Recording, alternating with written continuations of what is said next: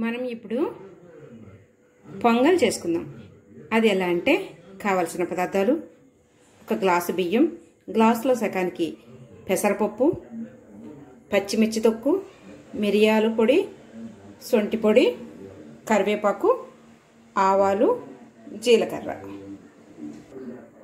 2 ఎండుమిర్చి, నెయ్యి. పప్పు బియ్యం కలిపేసుకుని శుభ్రంగా కడుక్కుని ఇలా కొంచెం నీళ్లు ఉండేటట్టు నానబెట్టుకోవాలి 10 నిమిషాలు. తర్వాత పొయ్యి మీద కుక్కర్ పెట్టుకుని ఒక 2 స్పూన్లు నెయ్యి వేసుకోవాలి.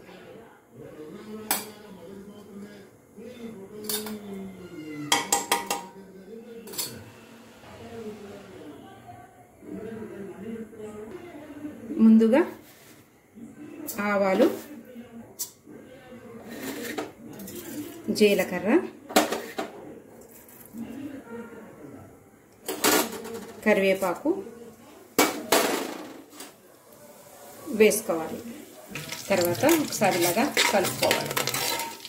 తర్వాత ఒక స్పూను మిరియాల పొడి,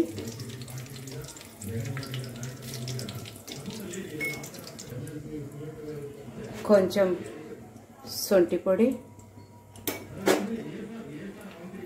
పచ్చిమిరకాయ తొక్కు వేసుకొని కలపాలి.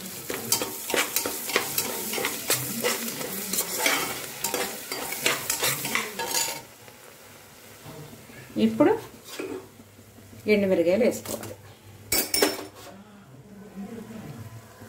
ఒకసారి బాగా వేగనివ్వాలి. ఇప్పుడు కొంచెం ఇంగువ,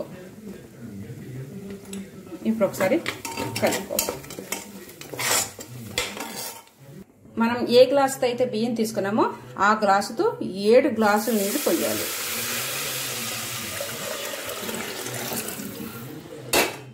వీటిని బాగా మరగనివ్వాలి. మరుగుతాకి సిద్ధంగా ఉంది. ఇప్పుడు తగినంత ఉప్పు,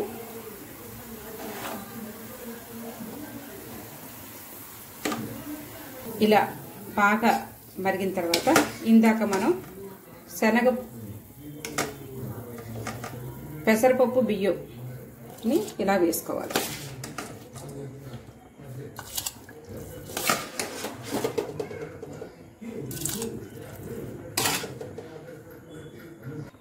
వేసుకున్న తర్వాత ఇలా మూత పెట్టాలి.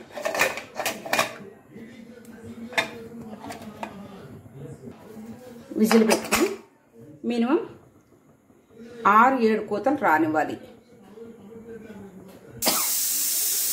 కోతలు వస్తున్నాయి. 7వ కోతకి ఆర్చేస్తాను.